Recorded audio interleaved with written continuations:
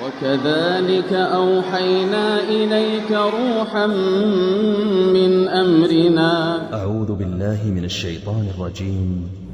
إن المنافقين يخادعون الله وهو خادعهم وإذا قاموا إلى الصلاة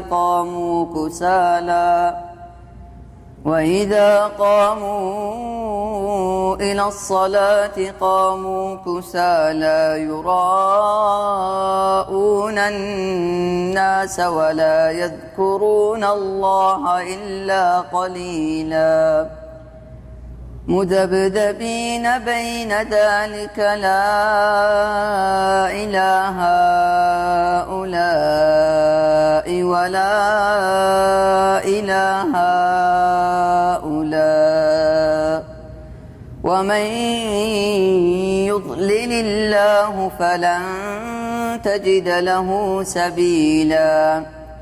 يا أيها الذين آمنوا لا تتخذوا الكافرين أولياء من دون المؤمنين أتريدون أن تجعلوا لله عليكم سلطانا مبينا.